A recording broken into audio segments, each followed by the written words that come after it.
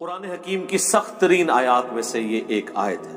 اعوذ باللہ من الشیطان الرجیم، بسم اللہ الرحمن الرحیم۔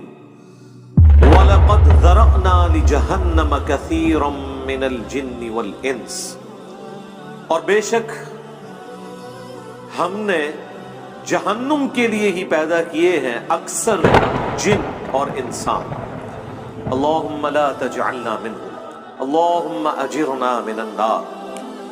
اس کی ریزن کیا ہے وہ تو آگے اسی آیت میں بیان ہوگی، لیکن یہ بہت الارمنگ سچویشن ہے اور پریکٹیکلی ہمیں نظر بھی آ رہا ہے کہ اکثریت جہنم کے لیے پیدا ہوئی۔ اس وقت بھی جو اہل توحید ہیں دنیا میں، اوورآل اگر دنیا کی آبادی دیکھی جائے تو اس میں بہت کم ہے، پھر وہ اہل توحید سو کالڈ مسلمان، ان میں سے بھی جو پیور توحید والے لوگ ہیں بہت ہی کم ہیں۔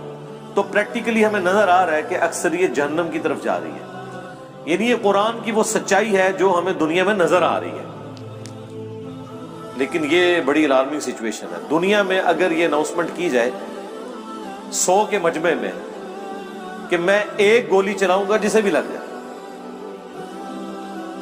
کوئی شخص یہ نہیں کہے گا کہ ایک ہی گولی ہے کون سی مجھے لگنی ہے، 100 بندے ہیں تھوڑے اور سارے دوڑ لگا دیں گے، کیونکہ خطرہ ہے نا۔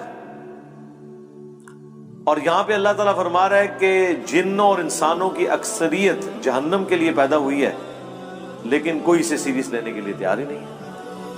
بخاری اور مسلم دونوں میں حدیث موجود ہے، اللہ کے محبوب صلی اللہ علیہ وآلہ وسلم فرماتے ہیں کہ قیامت کے دن اناؤنسمنٹ ہوگی کہ جہنمی اور جنتی الگ کر دیے جائیں۔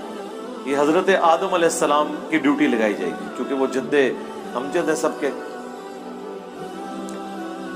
تو پوچھیں گے یا اللہ کتنے جہنمی اور کتنے جنتی؟ تو اللہ تعالیٰ فرمائے گا ہر 1000 میں 999 دوزخ میں جانے والے اور صرف ایک جنتی۔ اور یہ وہ وقت ہوگا کہ جب لوگ غم کے مارے بوڑھے ہو جائیں گے۔ سورہ المزمل میں بھی ذکر موجود ہے کہ قیامت کا دن وہ ہے کہ جو بچوں کو بھی بوڑھا کر دے گا غم کے مارے، حتیٰ کہ سورۃ الحج میں ہے کہ اس دن تم دیکھو گے کہ دودھ پلانے والی اپنے شیرخوار کو بھول جائے گی، اور لوگ اس طرح نظر آئیں گے گویا کہ نشے کی حالت میں۔ وہ نشے کی حالت میں نہیں ہوں گے بلکہ اللہ کا عذاب بڑا شدید ہے۔ بخاری مسلم دونوں میں حدیث ہے، اللہ کے نبی علیہ السلام حکم فرمایا کرتے تھے کہ تشہد میں 4 چیزوں کے اگینسٹ اللہ کی پناہ طلب کرو۔ اللہم انی اعوذ بک من عذاب جہنم، پہلی چیز جہنم، ومن عذاب القبر، ومن فتنة المحیا والممات، ومن شر فتنة المسیح الدجال۔ جہنم کے اگینسٹ، قبر کے عذاب کے اگینسٹ، زندگی اور موت کی آزمائشوں کے اگینسٹ، اور دجال کے اس بڑے فتنے کے اگینسٹ اللہ کی پناہ طلب کرو۔ سنن ابی داؤد میں حدیث ہے جو فجر کی نماز کے بعد اور مغرب کی نماز کے بعد بغیر کسی سے گفتگو کیے ہوئے 7 دفعہ پڑھ لے اللہم اجرنی من النار، یا جمع کے صیغے سے اللہم اجرنا من النار، اے اللہ ہمیں بچا لے جہنم کی آگ سے، تو اللہ تعالیٰ ایسے شخص کو جہنم کی آگ سے محفوظ کرے گا۔ اللہم اجعلنا منہم مع النبیین والصدیقین والشہداء والصالحین، اللہم انا نسألک جنت الفردوس مع النبیین والصدیقین والشہداء والصالحین، آمین۔ یہ بڑا سینسٹیو ایشو ہے، تو پارہ نمبر 30 جب آئے گا تو آپ دیکھیں وہ تو سارے کا سارا سینٹرڈ اراؤنڈ قیامت کا دن اور آخرت کی سختیوں کے۔ بہرحال یہ اللہ تعالیٰ کی شفقت بھی ہے انسانیت کے لیے کہ آخرت میں جو رزلٹ نکلنے والا ہے وہ پہلے ہی بتا دیا ہے کہ بھائی اکثریت کے ساتھ یہ حال ہونے والا ہے، تو اپنا قبلہ درست کر لو۔ اس کا رزلٹ یہ نہیں نکالنا کہ چونکہ اکثریت نے جانا ہے لہذا محنت کرنے کی ضرورت نہیں ہے، ان سے بچنا ہی کوئی نہیں۔ آپ کئی لوگوں کو سنتے ہوں گے وہ کہتے ہیں کہ جی مجھے تو اللہ تعالیٰ نے چھوڑنا ہی نہیں قیامت کے دن، میں کم ہی ایسے پیڑے کیتے ہیں۔ اس طرح کے جملے کبھی بھی نہیں بولنے چاہیے۔ بخاری اور مسلم دونوں میں حدیث ہے، اللہ کے نبی علیہ السلام نے فرمایا کہ اللہ تعالیٰ فرماتا ہے میں اپنے بندے کے گمان کے قریب ہوں جس طرح میرے بارے میں گمان کرتا ہے۔ یعنی اگر آپ اللہ کے بارے میں اس طرح کا نیگیٹو گمان کریں گے تو اینڈ رزلٹ یہی نکلے گا۔ اور اگر اللہ کے بارے میں پازیٹیو گمان کریں گے اور اس کے لیے ایفرٹ پٹ کریں گے تو رزلٹ پازیٹیو. یعنی صرف گمان سے بھی کچھ نہیں اور صرف ایفرٹ پٹ کرنے سے بھی کچھ نہیں ہے. گمان بھی اچھا ہے. اللہ کی رحمت اللہ سے مانگنی ہے. بخاری مسلم دونوں میں حدیث ہے, کوئی شخص محض اپنے اعمال کی بنیاد کے اوپر جنت میں داخل نہیں ہو سکے گا. صحابہ نے جرأت کر کے پوچھا, اللہ کے نبی کیا آپ بھی؟ اس کائنات میں سب سے بہتر اعمال جس شخصیت کے ہو سکتے ہیں وہ تو رسول اللہ کی ذات ہے صلی اللہ علیہ وآلہ وسلم. تو آپ نے اس کو کیسے ارشاد فرمایا؟ آپ نے فرمایا ہاں میں بھی جب تک میرے رب کی رحمت مجھے ڈھانپ نہ لے میں بھی صرف اپنے اعمال کی بنیاد پہ جنت میں داخل نہیں ہو سکتا. تو میرے بھائی اگر یہ نبی کا حال ہے, یہ نبی کی سچویشن ہے, یہ نبی کا سٹیٹس ہے, تو بابے شاہی کوئی. اب مجھے بتائیں وہ بابے جو یہ کلیم کرتے ہیں کہ ہم اپنے ساتھ آپ کو بھی لے جائیں گے, کتنے؟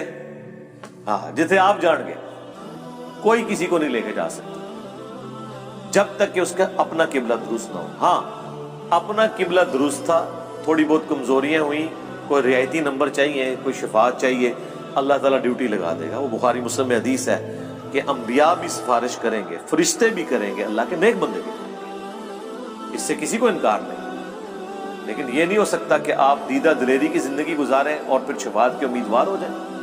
Not at all. بخاری مسلم دونوں میں حدیث ہے, جب سورہ الشعراء کی یہ آیت نازل ہوئی کہ اے نبی اپنے قریبی رشتہ داروں کو آخرت کا ڈر سنائیں, تو نبی علیہ السلام اپنے رشتہ داروں کے پاس گئے, اپنے چچا کے پاس آئے اور فرمایا اے نبی کے چچا عباس, میرے مال سے جو لینا ہے وہ لے لے, اگر اللہ نے تجھے پکڑ لیا تو میں اللہ کے حضور تیرے کچھ کام نہیں آؤں گا. اے نبی کی پھپھی صفیہ, میرے مال سے جو کچھ لینا ہے وہ لے لے, اگر اللہ نے تجھے قیامت کے دن پکڑ لیا میں تیرے کچھ کام نہیں آؤں گا. اے نبی کی بیٹی فاطمہ, میرے مال سے جو کچھ لینا ہے وہ لے لے, اگر قیامت کے دن تو پکڑی گئی تو میں تیرے کچھ کام نہیں آؤں گا. اگر یہ سیدہ فاطمہ کا سٹیٹس ہے تو باقی تو شاہی کوئی نہیں. یہ کہنا کہ جی ہمارا مرید کوئی ہو گیا تو ہم جنت میں اس وقت تک نہیں جائیں گے.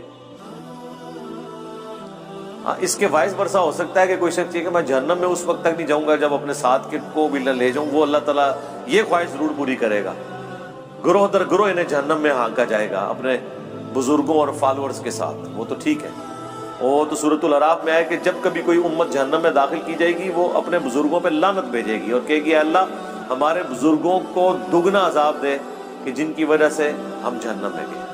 تو اللہ تعالیٰ فرمائے گا کہ سب کے لیے دگنا ہے, تم بھی تو اپنے بعد میں آنے والے لوگوں کے لیے پیشوا بنے تھے نا, یہ جو تمہارے اکابرین تھے تم بھی تو آنے والوں کے اکابرین تھے نا.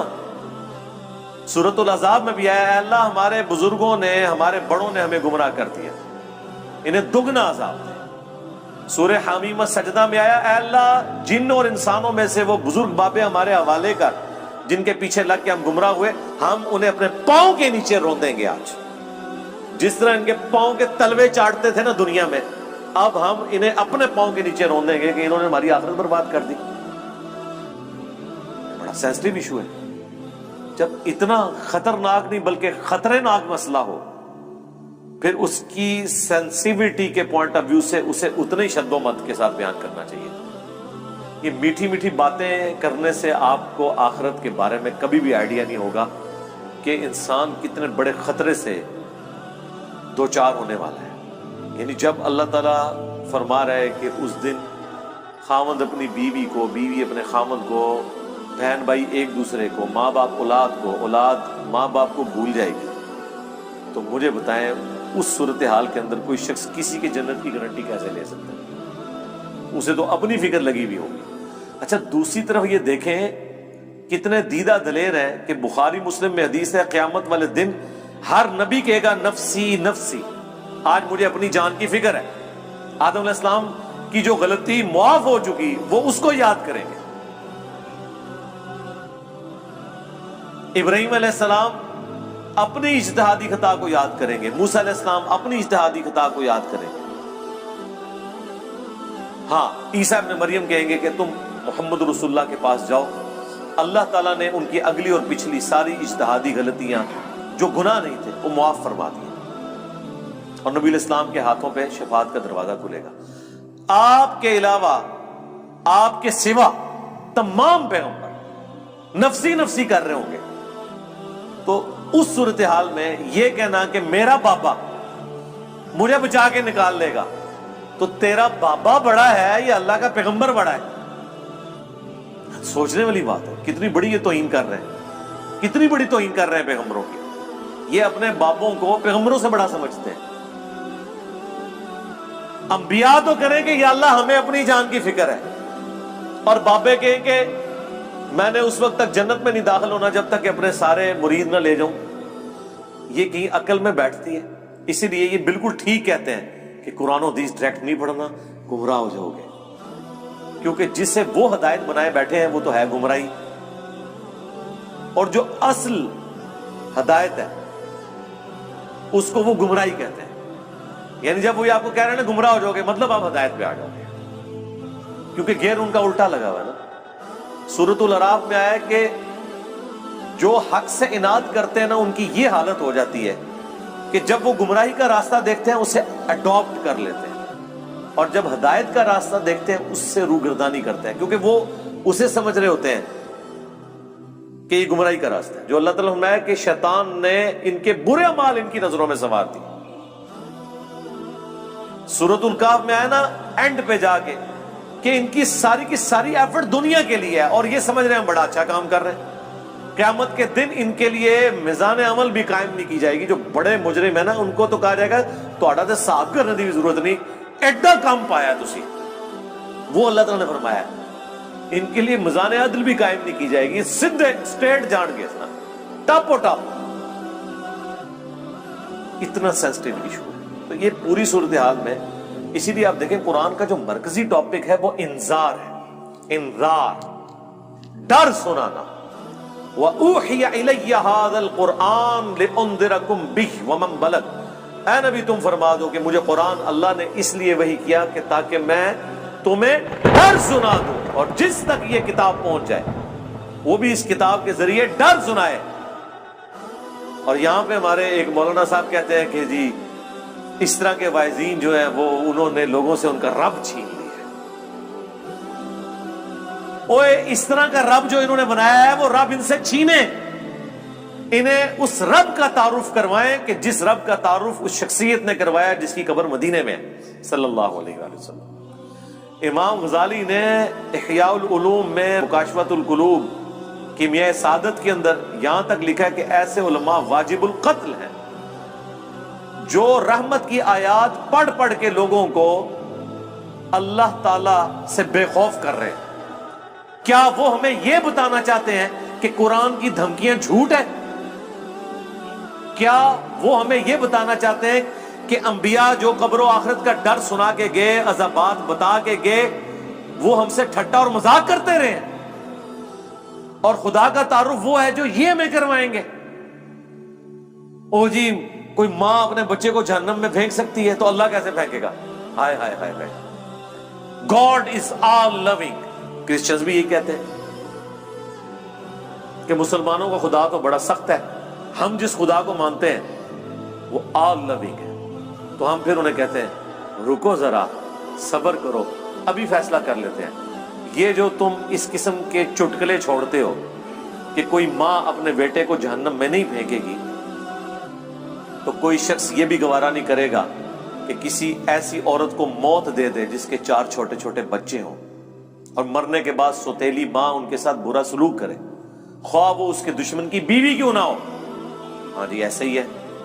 تو پھر اللہ تعالیٰ روزانہ ایسی ہزاروں ماؤں کو موت کیوں دے دیتا ہے جن کے چھوٹے چھوٹے بچے ہوتے ہیں؟ تم تو کہہ رہے تھے خدا آل لونگ ہے، تو پریکٹیکلی تو ہم دیکھ رہے ہیں کہ کیا مائیں شیرخوار بچوں کو چھوڑ کے مر نہیں جاتی؟ تمہاری ڈاکٹرنگ میں تو کبھی کسی ایسی عورت کو موت نہیں آنی چاہیے اللہ کی طرف سے، کیوں آتی ہے؟ اس کا جواب ان کے پاس کوئی نہیں سوائے اس کے کہ خدا کی مرضی ہے، اس کے کوئی احساسات نہیں ہے۔ یہ جذبات سے پسیج جانا یہ ہم لوگوں کے ایشوز ہیں، یہ انسانوں کے ساتھ جڑی ہوئی چیزیں. اللہ تو بے نیاز ہے. سعد ابن ابی وقاص جب پرشین امپائر سے فائنل جنگ کے لیے جا رہے تھے قادسیہ کے لیے، تو حضرت عمر نے پیچھے سے ایک خط روانہ کیا تھا. اس میں لکھا تھا سعد تم اللہ کے نبی کے ماموں ہو، لیکن یاد رکھنا اللہ کا کوئی رشتہ دار نہیں ہے. ذرا سی ہینکی پھینکی کی نا تو اللہ نے معاف نہیں کرنا. نبی کے ساتھ تم ماموں کا رشتہ رکھ سکتے ہو، سگے ماموں نہیں تھے، وہ ننیحال خاندان سے تھے. اللہ کا کوئی رشتہ دار نہیں. اللہ کا تو رشتہ دار پیغمبر بھی نہیں ہے. وہ تو اپنے پیغمبر کی زبان سے کہلوا رہا ہے ہمیں سمجھانے کے لیے 3 دفعہ. اللہ اکبر. سورۃ الانعام، سورہ یونس، سورہ الزمر. قل انی اخاف ان عصیت ربی عذاب یوم عظیم. اے نبی تم فرما دو کہ بالفرض اگر میں بھی اپنے رب کی نافرمانی کروں تو میں خود اس بات سے ڈرتا ہوں کہ بڑے دن کا عذاب مجھے بھی آ پکڑے گا. میرے بھائی یہ کون بات کر رہا ہے؟ اللہ کے نبی. اور کون کہلوا رہا ہے؟ اللہ. تو جب نبی کے جیسا ہے ہی کوئی نہیں تو تہاڈے بابے تے شے ہی کوئی نہیں جن کے اوپر تم نے اتنا تکیہ کیا ہوا ہے. کیا کبھی آپ نے حضرت ابوبکر، عمر، عثمان و علی سے سنا کہ جو ہمارا مرید ہو جائے ہم اس وقت تک جنت میں نہیں جائیں گے جب تک کہ اسے جنت میں لے نہ جائیں؟ حالانکہ وہ خود کنفرم جنتی تھے، آخری وقت تک ڈرتے رہے. جامعہ ترمذی میں حدیث ہے حضرت عثمان غنی جب بھی قبرستان جاتے ہیں تو بہت روتے تھے. لوگوں نے پوچھا کیوں؟ فرمایا اس لیے کہ خود میں اللہ کے نبی سے سن چکا ہوں کہ آخرت کی منزلوں میں سے پہلی منزل قبر ہے. جس کی یہ منزل صحیح نکلی اس کی اگلی آسان ہو جائے گی، اور جو ادھر پھنس گیا اس کی اگلی منازل مشکل در مشکل ہو جائے گی. اسی کو پنجابی میں ہم کہتے ہیں نا کہ عقل نہ ہوئے تے موجیں ہی موجاں، عقل ہوئے تے سوچیں ہی سوچاں. یعنی جو عقل نہ رکھے، سوچے نہ، اپنے دماغ کو استعمال نہ کرے تو موج مارے. اسے کیا پتا اس کے ساتھ کیا ہونے والا ہے. لیکن جسے عقل ہوگی وہ ہر وقت سوچے گا کہ یار میرے ساتھ بننا کیا ہے. یہ وہ چیز تھی جو صحابہ کو، اہل بیت کو، صحیح العقیدہ، تابعین، تبع تابعین کو ہمیشہ گاڈ اورینٹڈ رکھتی تھی. وہ کبھی بھی آخرت کے عذاب سے بے فکر نہیں ہوتے تھے. آپ قرآن دیکھ لیں، اچھا عام بندے سے پوچھیں نا قرآن، وہ جی قرآن تے رحمت ہی رحمت ہے جی اللہ دی، پڑھا ہے ہی کدے؟ کوئی بتائے.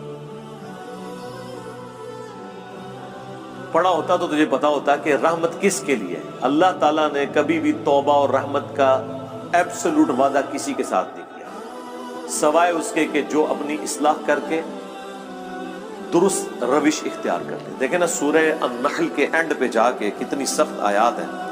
اس کے بعد بھی اگر کسی کو نہیں سمجھ آتی ہے تو ٹھیک ہے، اس کی بدقسمتی ہے. ہم تو قرآن سے، احادیث سے حوالے دے کے سمجھا ہی سکتے ہیں نا جی، زبردستی تو نہیں کر سکتے. اللہ تعالیٰ فرماتا ہے ثم ان ربک للذین عملوا السوء بجہالہ، سورہ النحل آیت نمبر 119. اس کے بعد تیرا رب ایسے لوگوں کے حق میں جو برے اعمال کر لیں جہالت کی بنا پر، ثم تابوا، پھر توبہ کر لیں، یعنی اللہ کی طرف پلٹ آئیں، من بعد ذالک، اس گناہ کے کرنے کے بعد، وَأَصْلَحُوا، اور اپنی اصلاح بھی کر لیں. إِنَّ رَبَّكَ مِن بَعْدِهَا، تو بے شک تیرا رب یہ کچھ کرنے کے بعد لغفور رحیم، ضرور بخشنے والا مہربان ہے. یعنی بخشنے والا مہربان کس صورت میں ہے؟ جب کوئی شخص توبہ کرے، توبہ کرنے کے بعد اپنی اصلاح کر لے تو اللہ تعالیٰ معاف کرے گا. لیکن آپ کو ہمیشہ آدھی پکچر بتائی جاتی ہے. اسی طریقے سے سورۃ الحجر میں ایک بڑی ڈسائسو آیت ہے. دیکھیں جی قرآن، پھر ہم اسی لیے تو کہتے ہیں نا کہ پھر قرآن کا خدا جو ہے پھر کوئی اور ہے، نعوذ باللہ من ذالک. یعنی ان لوگوں نے جو اللہ تعالیٰ کا ایک تعارف کروایا نا ایک بوڑھی نانی اماں کا، اور جی 70 ماؤں سے زیادہ. ہاں جی ابو جہل نال بھی، ہاں جس نے سیدنا یاسر اور سمیہ کو ظالمانہ طور پہ قتل کر دیا، اس سے بھی 70 ماؤں سے زیادہ. کن کہانیوں میں پھر رہے ہیں؟ اللہ تعالیٰ اپنے جذبات سے نہیں پسیجتا، نہ اس کے ہمارے طرح کے جذبات یا احساسات ہیں. اللہ تعالیٰ اپنے نیک بندوں کے حق میں محبت فرمانے والا ہے. باغیوں کے لیے صرف اس کی رحمت اتنی ہے کہ وہ ڈھیل دے دیتا ہے کہ میری طرف پلٹ آؤ, لیکن جب وہ پکڑ لے گا نا پھر زمین و آسمان کی ساری مخلوقات مل کے چھڑا نہیں سکتی کسی کو. یہ بالکل بات واضح ہے. تو یہ سورۃ الحجر کی آیت نمبر ہے 50. نبئ عبادی انی انا الغفور الرحیم, اے میرے نبی خبر دے دو میرے بندوں کو کہ بے شک میں ضرور بخشنے والا مہربان ہوں. وَأَنَّ عَذَابِي, اور یہ بھی خبر ساتھ سنا دو کہ میرا جو عذاب ہے هُوَ الْعَذَابُ الْعَلِيمُ, وہ بہت ہی دردناک ہے. آدھی پکچر نہیں پیش کرنی پوری, اور وہ جو پوری پکچر ہے نا وہ بھی بیلنس نہیں اسے کر رہی, وہ اس کے حق میں ہے جو اللہ کی طرف رجوع لاتا ہے. باغیوں کے لیے کچھ نہیں ہے میرے بھائی. اور جی بخاری مسلم میں حدیث ہے, اللہ تعالیٰ نے مخلوقات کی پیدائش سے پہلے عرش پہ اپنے پاس ایک عبارت لکھ لی تھی کہ میری رحمت میرے غضب پر بھاری ہوگی. جی بالکل لکھی ہوئی ہے. اس کا یہ مطلب ہے کہ کام چوک کے رکھو تو رحمت اپنا کام کر لے گی. اس کا مطلب یہ ہے کہ انسان اپنی کمزوریوں کی وجہ سے کسی خاص حد تک کی معاملات کو سدھار سکتا ہے, باقی چیزوں کی کمپنسیشن رحمت سے ہوگی. جس طرح بخاری مسلم میں ایک حدیث ہے جسے لوگ مس کوٹ بھی کرتے ہیں کہ اگر تم گناہ کرنا چھوڑ دو گے تو اللہ تعالیٰ ایسی مخلوقات کو پیدا کرے گا تمہیں ختم کر کے جو گناہ کریں گے اور اللہ سے معافی مانگیں گے, اور اللہ تعالیٰ انہیں معاف کر کے خوشی محسوس کرے گا. لیکن معافی جو ہے وہ پاکستان والی معافی نہیں ہے. وہ معافی آپ سن چکے ہیں کہ معافی مانگے اپنی اصلاح کر لیں, پھر کہیں وضو ٹوٹ گیا خیر ہے. باغی نہ ہو. بغاوت اور چیز ہے. بغاوت یہ ہے کہ بالکل کوئی پرواہ نہیں ہے, اور معافی اس کے لیے. اچھا یہ جو جتنی معافی کی رحمت کی آیات ہے نا, یہ ان مجرمین کے لیے نہیں ہے جو بغاوت پہ اترے ہوئے, یہ ان کے لیے ہیں جو اللہ کے راستے پہ چل رہے ہیں کہ وہ کہیں پر مایوس نہ ہو جائیں. جسے سورہ الزمر میں ہے نا, لا تقنطوا من رحمت اللہ. اے نبی میرے بندوں کو خبر کر دو اس حوالے سے کہ وہ اللہ کی رحمت سے مایوس نہ ہو. جنہوں نے اپنی جانوں کے اوپر ظلم کیا ہے اللہ کی رحمت سے مایوس نہ ہو, اللہ تعالیٰ سارے گناہوں کو معاف کر دے گا. یہ وہ بندے ہیں جو واقعی یہ کیئر کرتے ہیں یار ساڈا کے بڑھنا ہے, ان کے لیے ساری تسلی ہے. باغیوں کے لیے کچھ بھی نہیں ہے. جس کو کبھی اللہ کا خیال ہی نہیں آیا, جس نے اللہ کو سیریس نہیں لیا, اس کے لیے کوئی رحمت کی آیات نہیں ہے. وہ آیت یہ ہے پھر اس کے لیے وَلَقَدْ ذَرَأْنَا لِجَهَنَّمَ كَثِيرًا مِنَ الْجِنِّ وَالْإِنسِ, وہ جہنم کے لیے پیدا ہوئے اکثریت. اچھا میرے بھائی, جب اکثریت جہنم کے لیے پیدا ہوئی ہے تو پھر جنت میں جانے کا سرٹیفکیٹ دنیا کی سب سے مشکل ترین ڈگری ہونی چاہیے. یہ ہے کہ نہیں؟ جب اکثریت جہنم میں جا رہی ہے, ہر 1000 میں سے 999 جہنم میں جا رہے ہیں, لیکن کیس ہمیں الٹ نظر آ رہا ہے. لوگ تو یہ سمجھ رہے ہیں جنت میں جانا تو جو کچھ بھی ہے تیرے محبوب کی امت سے. تو اس کا ٹیسٹ پاس کرنا بھی اتنا مشکل ہے, کیونکہ انعام اتنا بڑا ملنے والا ہے, ہمیشہ کی جنت, کبھی موت نہیں. اور سب سے ادنا جو جنتی ہے نا, جو سب سے آخر میں جنت میں جائے گا جہنم سے نکال کے, یعنی جو اپنے گناہوں کا عذاب لاکھوں سال بھگت کے صفائی کروانے کے بعد, اپنی سارے گناہ معاف کروانے کے بعد آخری بندہ جہنم سے نکالا جائے گا, اسے بھی اس پلانٹ ارتھ سے 10 گنا بڑی جنت ملے گی. 10 زمینیں 40,000 کلومیٹر کے سرکمفرنس کی. آپ پوچھ رہے ہوتے ہیں اتنے سیارے کیوں نے, 8.5 انشاءاللہ. ٹھیک ہے, جو آخر میں جائے گا اس کا یہ حال ہے. اور جو بغیر حساب و کتاب کے جائے گا, یا جو نیکیاں بھاری ہونے کی وجہ سے حساب و کتاب سرسری حساب کے بعد چلا جائے گا, اس کے جنت کا کوئی امیجن کر سکتا ہے کس بڑے لیول کی؟ پھر اس سے بڑی بات یہ ہے کہ موت نہیں آنی, بڑھاپا نہیں آنا, پریشانی نہیں آنی, اور جو چاہیں گے وہ ملے گا. تو مجھے بتائیں, جب یہ تو آپ سمجھ لیں آلموسٹ اللہ تعالیٰ نے خالق اور مخلوق کا ہی فرق رکھا ہوا ہے, ذاتی عطائی کا فرق رکھا ہوا ہے, باقی اللہ تعالیٰ نے آپ کو شیئر کر دی ہے وہ چیز جو آپ کے اندر چھپی ہوئی خواہش ہے, جس کی وجہ سے انسان دعوی خدائی کرتا ہے. ہر بندے کے اندر ایک خدا ہے چھپا ہوا, تبھی تو فرعون نے خدائی کا دعویٰ کیا حکمران اپنے آپ کو خدا کہتے نہیں، لیکن وہ اپنے آپ کو الٹیمیٹ سمجھتے ہیں دنیا میں. یہ خواہش جنت میں پوری کر دے گا اللہ تعالیٰ، لیکن پہلے جو ہے نا وہ پدی نکلوائے گا دنیا میں، اس کے بعد آپ کو اہل کرے گا. جب جنت میں جانے والے 0.00001% ہیں، شاید آپ زیرو بھی اس کے انفینٹی لگاتے رہیں اتنی بڑی آبادی کے اندر، تو پھر اس کا ٹیسٹ بھی اتنا ہی مشکل ہے. اس کو آپ ذرا تھوڑا الٹ کر کے دیکھ لیں کہ اگر اللہ تعالیٰ کے لیے یہ ایشو اتنا سینسٹیو ہے تو پھر یہ یاد رکھیں سزا پھر یہی ہوگی کہ اگر کسی نے 50-60 سال کا شرک کیا تو جہنم میں بھی پھر ہمیشہ کے لیے جائے گا، کیونکہ شرک اتنا بڑا گناہ ہے کہ اگر شرک نہیں کیا اور اوبیڈینٹ ہے تو ہمیشہ کی جنت مل رہی ہے. تو اس کا وائس ورثہ یہ ہے کہ اللہ کے نزدیک شرک اتنا بڑا جرم ہے کہ پھر 60 سال کی عیاشی کے عوض جہنم بھی پھر ہمیشہ کی ہے اس کے لیے، وَلِعَوْذُ بِاللَّهِ تعالیٰ. یہ اکثر لوگ پوچھ رہے ہوتے ہیں نا جی یہ کون سا انصاف ہے. کبھی کسی نے یہ نہیں پوچھا کہ یہ کون سا انصاف ہے کہ 50-60 سال کی زندگی دے کے آخرت کی ہمیشہ کی زندگی مل رہی ہے. یہ بے انصافی نہیں آپ کو نظر آ رہی؟ نہیں، وہ تو آپ پریویلیج لے رہے ہیں نا. پریویلیجز جب بندہ لے رہا ہوتا ہے وہ کہتا ہے میرا حق ہے، ٹھیک ہے، لیکن جب سزا کی باری آتی ہے نا تو سر یہ بہت بڑا جوا ہے. جوا ہے ہی یہی ہے، 0-1 ادھر یا ادھر. اس کے لیے ایفرٹ پھر اس طرح کی پٹ کرنی چاہیے کہ انسان تن من دھن لگا دے اس کے لیے، اور وہی اس چیز کی متقاضی ہے. اللہم اجرنا من النار وَلَقَدْ ذَرَأْنَا لِجَهَنَّمَ كَثِيرًا مِّنَ الْجِنِّ وَالْإِنسِ، اور بے شک ہم نے جہنم کے لیے ہی پیدا کیے ہیں اکثر جن اور انسان. لیکن وجہ کیا ہے؟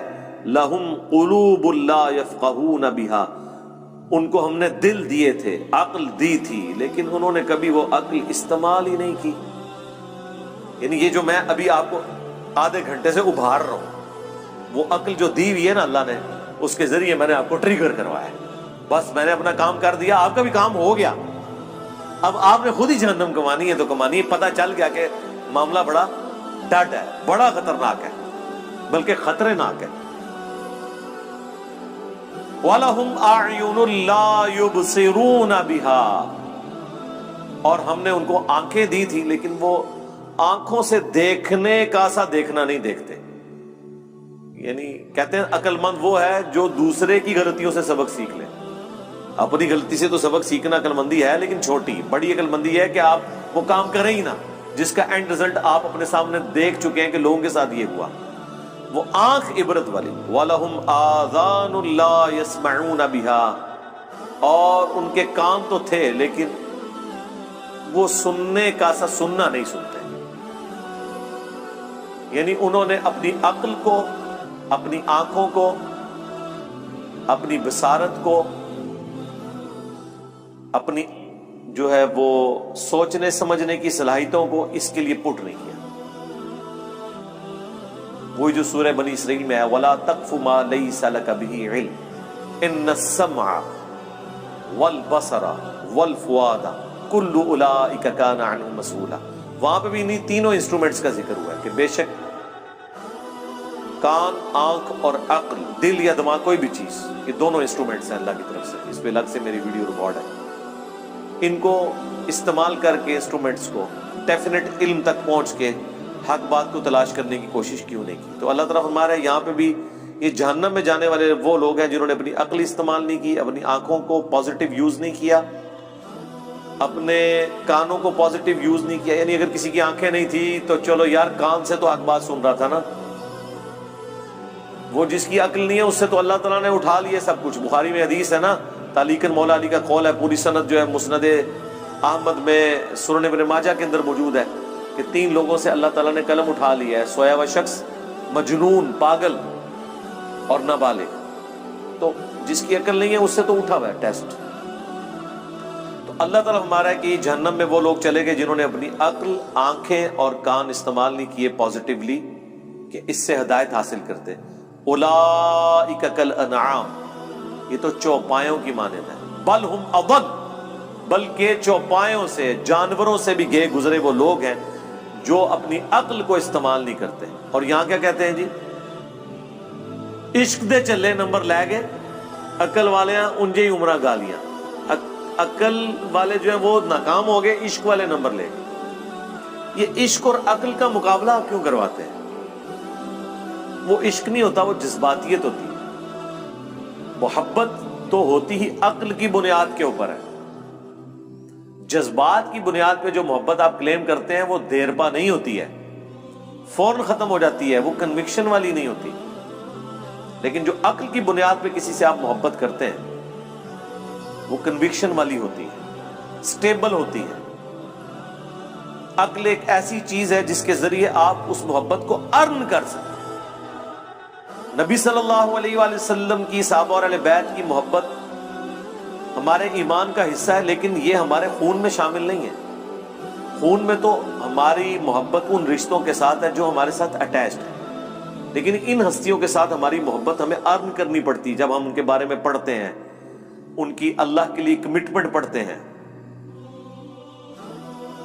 اللہ کا تعارف ہمیں ان لوگوں کی وجہ سے ہوا تو ہمارے دل کے اندر ان کے لیے جذبات پیدا ہوتے ہیں۔ ہم نے حضرت ابوبکر کو نہیں دیکھا، حضرت عمر کو، عثمان کو، علی کو، لیکن جب ہم ان کے واقعات پڑھتے ہیں کہ انہوں نے کس طرح پیشن سے نبی علیہ السلام کے لیے تن من دھن لگایا، تو ہمارے دل میں ان کے لیے محبت ہے۔ کیا وہ محبت اس وجہ سے ہے کہ وہ بڑے خوبصورت ہوں گے؟ ہو سکتا ہے آپ کو مایوسی ہو، آپ نے جو محبت کا اور خوبصورتی کا کرائٹیریا بنایا ہے اس میں وہ پورے نہ اترے۔ ہم بغیر دیکھے ان سے محبت کرتے ہیں ان کے اعمال کی وجہ سے۔ تو سرکار اللہ کا بھی یہی کرائٹیریا ہے۔ صحیح مسلم کی حدیث ہے، اللہ تمہاری شکلوں اور مال کو نہیں دیکھتا، دلوں اور اعمال کو دیکھتا۔ شکل کو کیوں دیکھے گا؟ شکل تو ہم نے خود بنائی نہیں اپنی، تو اللہ کسی کی شکل پہ کیسے فیصلہ کرے گا؟ جو بنائی اس نے خود ہوئی ہے۔ تو اگر کسی کی شکل خوبصورت نہیں ہے تو اللہ نے اسے دی ہے نا، تو اللہ اس کی شکل کے اوپر کیسے فیصلہ کر سکتا ہے؟ شکل آپ اپنی خوبصورت نہیں کر سکتے، لیکن اپنے اعمال خوبصورت کر سکتے ہیں۔ دنیا انسان اپنی نہیں بنا سکتا، کوشش کرے بن بھی جائے گی، عین ممکن ہے ناکام بھی ہو جائے، لیکن آخرت کبھی ناکامی نہیں ہوگی اگر دنیا میں آپ نے ایفرٹ پٹ کر لی۔ اسی لیے اللہ قرآن میں بار بار کہتا ہے کہ ہم آخرت کی نعمتیں دیں گے، اللہ تعالیٰ وعدہ خلافی نہیں کرتا، اللہ نے جو وعدے کیے اپنے پیغمبروں کے تھرو اللہ اس کی خلاف ورزی نہیں کرے گا۔ یہ بات اللہ کو بار بار کیوں قرآن میں کہنی پڑتی ہے؟ اس لیے کہ انسان کو بعض اوقات یہ خیال آتا ہے کہ دنیا میں بڑی محنت کی تھی، اینڈ رزلٹ یہ نکلا کہ سارے کاروبار فلاپ ہو گیا، اتنی محنت سے ڈگری حاصل کی تھی، نوکری نہیں ملی، تو کہ یہ نہ ہو کہ دنیا میں بھی نمازیں پڑھتے رہے اور اینڈ پہ ادھر کی شاشی تو ختم کی، اگے بھی نہ جانتی رہے۔ لیکن ایسا نہیں، آخرت کا رزلٹ ہمیشہ پازیٹیو ہی نکلنا ہے۔ آخرت میں آپ پہ تقدیر کبھی غالب نہیں آنی۔ وہ دنیا میں تقدیر کس لیے غالب آتی ہے کہ اللہ نے کسی کو دے کے آزمانا ہے، کسی سے لے کے آزمانا ہے۔ وہ اللہ کی طرف سے ہوتا ہے، جو مولا علی کا قول ہے کہ میں نے اپنے ارادوں کے ٹوٹنے سے اللہ کو پہچانا ہے۔ وہ قرآن میں حکم ہے اللہ تعالیٰ کی طرف سے، وَلَنَبْلُوَنَّكُمْ بِشَيْءٍ مِّنَ الْخَوْفِ وَالْجُوعِ وَنَقْصٍ مِّنَ الْأَمْوَالِ وَالْأَنفُسِ وَالثَّمَرَاتِ، ضرور آزمائیں گے بھوک سے، خوف سے، جان اور مال میں نقص کے ذریعے۔ تو دنیا میں ایسا کرنا یہ اللہ کے پلان کا حصہ ہے کہ محنت کرو گے، اینڈ پہ جا کے زیرو ہو جاؤ گے، 99 پہ سانپ کاٹ جائے گا، لیکن پھر دوبارہ اٹھو گے۔ نہ بھی اٹھے، اس کے پہلے آخرت کی تیاری کرتے رہے، وہاں 99 پہ سانپ نہیں کاٹے گا، ناٹ ایٹ آل۔ وہ اللہ تعالیٰ نے کہا آخرت میں یہ نہیں ہوگا کہ دنیا میں کسی نے محنت کی اور رزلٹ اپوزٹ نکلا ہے، ایسا نہیں ہوگا۔ ہاں یہ کہ غلط ڈائریکشن میں اگر کی، عاملۃ ناصبہ، عمل کر کر کے تھک جانے والے، عقیدے میں شرک ہے، پیغمبروں کی جو ڈیمانڈ ہے اپنے امتیوں سے کہ اللہ تعالیٰ تمہیں اس طرح کا انسان دیکھنا چاہتا ہے، وہ آپ پوری نہ کریں اور آپ اپنے من کے پھیرتے رہیں، لمبے بال رکھ کے، پگڑیاں باندھ کے آپ یہ سمجھ رہے ہیں کہ بس ہم جنتی ہو گئے ہیں، تو اس کے ذریعے تو میرے بھائی جنت نہیں ملنے والی۔ یہاں تو گیٹ اپ کے فتنے کے اوپر ہی سارے کا سارا معاملہ چل رہا ہوتا ہے۔ آپ، میں کہتا ہوں کسی سکھ کو بھی وہی گیٹ اپ پہنا دینا جو ایک مسلمانوں کے علماء کا ہے، لوگ ہاتھ چومنا شروع کر دیں گے، بتائیں نا ان کو، تو آپ دیکھیں وہی کچھ ہوگا۔ یہاں تو یہ سب کچھ چل رہا ہے۔ تو اللہ تعالیٰ ہمارا کہ ایسے لوگ جانوروں سے بھی بدتر ہیں، جو اپنے انسٹرومنٹس جو ہم نے ان کو دیے تھے انہیں یوز کر کے حق بات تک نہیں پہنچتے۔ یہ وجہ تھی ان کی جہنم میں جانے کی۔ اولئک ھم الغافلون، یہی وہ لوگ ہیں جو اصل میں غافل ہیں۔ غفلت میں پڑے ہوئے ہیں. یعنی لوگ تو کہتے ہیں نا بڑا فلاں دنیا میں ہوشیار ہے. اللہ فرما رہا ہے سب سے بڑا بے وقوف ہی وہ ہے جس کو اپنی آخرت کی فکر نہیں ہے. یہاں پہ جو بندہ بالکل ایماندار ہو سیدھا ہو نا، اس کے ماں باپ کو بچپن سے اس کی فکر لگ جاتی ہے کہ میرا منڈا بالکل سیدھا ہے جی، پتہ نہیں تھا کیا پڑھنا ہے. اور جو 1 نمبر کا 2 نمبری ہو 10 نمبری ہو، چلاک ہوشیار اس طرح کا ہو کہ لوگوں کو دھوکہ دیتا ہو، تو لوگ کہتے ہیں جناب یہ میرا بچہ ہے، ایک کامدہ بچہ نکلا ہے میرا. یہ کرائٹیریا ہے لوگوں کا. تو عقل مند وہ ہے جو آخرت بنا لے، دنیا پہ کمپرومائز کر لے ایک خاص لیول تک. یہ نہیں ہے کہ بھوکے مر جائیں گے آپ، ایسا نہیں.